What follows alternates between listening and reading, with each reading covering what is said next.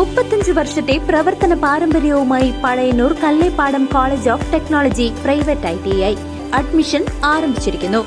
Draughtsman civil, electronics mechanic, electrician, fitter, mechanic motor vehicles തുടങ്ങിയ 5 ട്രെയിനിങ്ങുകളിലേക്കും admission ആരംഭിച്ചിരിക്കുന്നു. College of technology private ITI Kallepadam, Pazhayannur. കടന്നലിന്റെ ആക്രമണത്തിൽ ഭയപ്പെട്ട് വീണ്ടും ചൂലിപ്പാടം നിവാസികൾ. പഴയന്നൂർ പഞ്ചായത്തിന്റെയും പുതുക്കോട് പഞ്ചായത്തിന്റെയും അതിർത്തി പങ്കിടുന്ന ചൂലിപ്പാടത്ത് വീണ്ടും ജനങ്ങൾക്ക് ദുരവസ്ഥയാണ് സംജാതമായിരിക്കുന്നത്.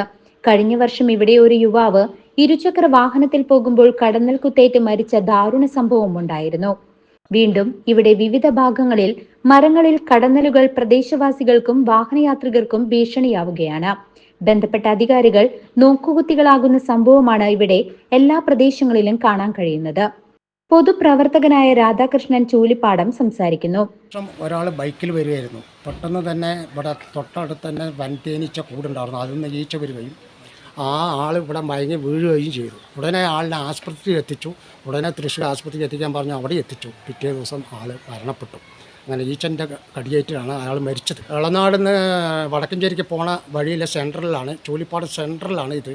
ഇപ്പോൾ ഈ അന്ന് കൂടിയതിൻ്റെ അടുത്ത് തന്നെ ഇപ്പോൾ റോഡിൻ്റെ 2 വശത്തും ഇപ്പോൾ രണ്ടവിടെ കൂടിയിരിക്കുന്നുണ്ട്. ഇത് എപ്പോൾ ആൾക്കാർക്ക് ഇവിടെ കടകളിലും വീടുകളിലൊക്കെ ഇരിക്കുമ്പോൾ തന്നെ പല ഈച്ചകൾ വന്നാൽ പല പിന്തു വന്നിട്ട് അതിനെ ഇളക്കിയ അവിടെ വന്നാൽ അവിടെ ആൾക്കാർക്ക് പേടിയാണ്, യാത്രക്കാർക്കടക്കം പേടിയാണ്. ഇതെന്താ കഴിഞ്ഞ പ്രാവശ്യം മരിച്ചതുകൊണ്ട് ഇവിടെയുള്ള നിവാസികൾക്കൊക്കെ ഭയങ്കര പേടിയായിട്ടാണ് ഇപ്പോൾ ഇരിക്കുന്നത്.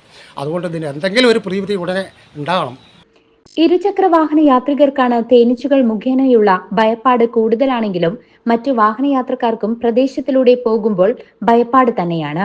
ചൂലിപ്പാടം പ്രദേശങ്ങളിലൂടെ ഓട്ടോ ഓടിച്ച് ഉപജീവന മാർഗം കഴിക്കുന്ന വ്യക്തിയും പൊതുരംഗത്തുള്ള അഭ്യുദയകാംക്ഷിയുമായ പൊതുപ്രവർത്തകൻ പ്രദേശത്തെ കടന്നൽ മൂലമുള്ള ദുരിതങ്ങൾ വിവരിക്കുന്നു.